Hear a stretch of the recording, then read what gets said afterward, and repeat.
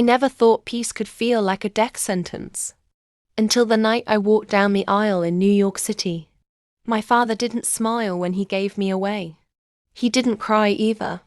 He looked at me the way a general looks at a soldier before sending them to the front line. Because that's what I was. A sacrifice. For 5 years, our family and the DeLuca Empire had torn the city apart. Warehouses burned. Shipments hijacked. Men disappeared. Mothers buried their sons and blamed our name for it. The war started over territory. It continued because of pride. It nearly destroyed everything because neither side knew how to stop. Until they decided to use me. Alessandro DeLuca, the most feared man in New York, cold, strategic, untouchable. The man who had crushed 2 of our ports and cost my father millions. The man I was raised to hate. And the man I was forced to marry. The cathedral was filled with armed men pretending to be guests. 2 families sitting on opposite sides of the aisle. Hands resting too close to their jackets. If this marriage failed, the war would resume before the flowers wilted. When I finally reached the altar, I looked at him. He was taller than I expected. Calm, composed. His dark eyes didn't carry anger. They carried something worse. Control. When he took my hand, his grip was steady, warm. He leaned slightly closer and whispered so only I could hear. Breathe. I won't let anything happen to you. I almost laughed. He was the reason everything had happened to me. We said our vows like 2 corporations signing a contract. And just like that, the war was over. Or so everyone believed. He didn't take me to some fortress or underground compound. He brought me to a penthouse overlooking the city. This is your room, he said, opening a door down the hall. You don't have to share mine. I stared at him. You don't expect anything from me? His jaw tightened slightly. I do not take what is not willingly given, he said. Nothing will be forced. That was the first crack in the monster I thought I knew. The first week passed in silence. We moved around each other carefully, like 2 strangers forced to share oxygen. He left early, returned late. Guards followed me everywhere, but he never restricted where I went inside the building. He didn't question my calls. He didn't demand my attention. And somehow, that unsettled me more than cruelty would have. Then one night, I found him in his office, bleeding. There was a bullet wound just beneath his shoulder. You're hurt, I said. It's nothing. It wasn't nothing. I walked toward him anyway. Sit down. He looked at me for a long moment, as if trying to understand why I cared. You hate me, he said quietly. Yes, I answered. He held my gaze. Then why are you helping? I swallowed. Because if you die, the war starts again. He didn't respond. But he let me clean the wound. His body was strong, steady, yet I could feel tension beneath the surface. He trusted very few people. And in that moment, he trusted me. What he didn't know was that I had come into this marriage with my own mission.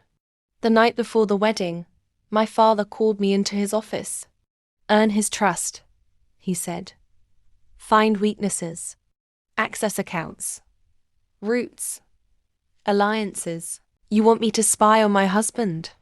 I want you to protect this family. That meant betraying his. I agreed.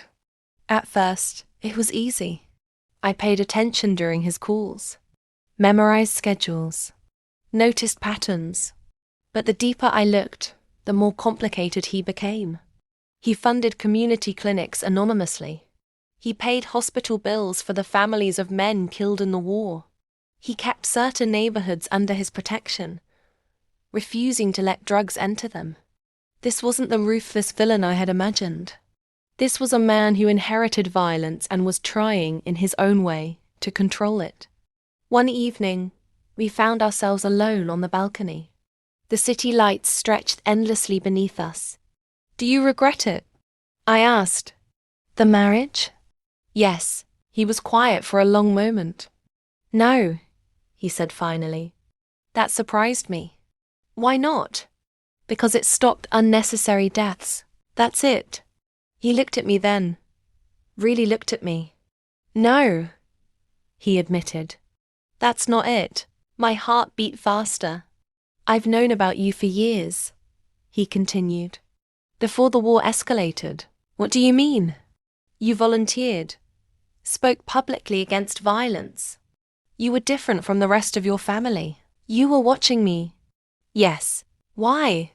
His voice softened. Because I wanted to know if peace with your family was ever possible. And you were the only one who made me think it might be. I didn't know what to say. For the first time, this marriage felt like more than strategy. It felt personal. Then everything shifted. A rival faction attacked his convoy. The message was clear. Someone wanted the war to reignite. He came home furious, but controlled. They're trying to provoke me, he said. If I retaliate, your father will respond. And we're back where we started, I finished. He nodded. I made a decision in that moment. Don't respond, I said. He looked at me carefully. You're asking me to look weak. I'm asking you to be smart. Silence stretched between us. Then he nodded once. I'll wait. That was the moment I realized something terrifying. He valued my opinion. And I cared whether he lived. Days later, I overheard a conversation that made my blood run cold. My father, angry, impatient. She's gone soft, he told one of his men. If she won't deliver information, she's useless. What do you want done? Handle it. I understood immediately. Handle me. I had failed my mission.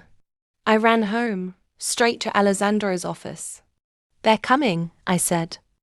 Who? My father's men. He didn't hesitate. He didn't ask why. He simply stood, loaded his gun, and stepped in front of me. No one touches my wife, he said. Not alliance. Not asset. Wife. The word hit differently this time. The attack came quickly. Gunfire shattered glass. Guards returned fire. Chaos echoed through the penthouse. I froze. He didn't. He moved with precision, shielding me, pulling me behind solid walls, keeping his body between mine and every threat. When it was over, the silence felt heavier than the noise. He turned to me slowly. Did you know? He asked. Yes, you were spying on me. It wasn't a question. Yes, he studied my face. For how long? Since the wedding. And when were you planning to stop? I already did.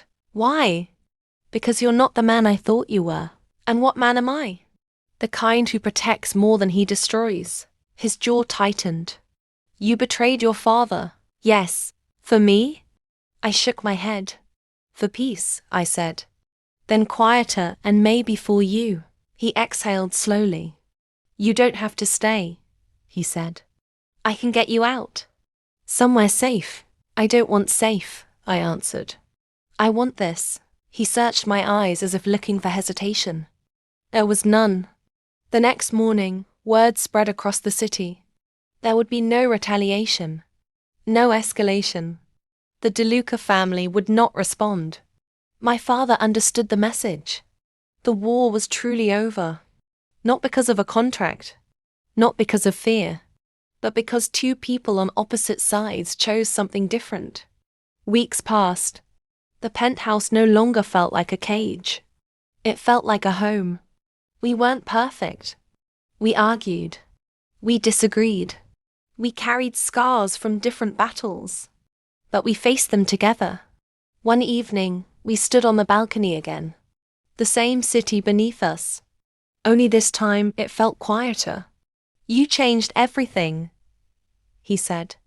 So did you. He looked at me the way he had on our wedding day.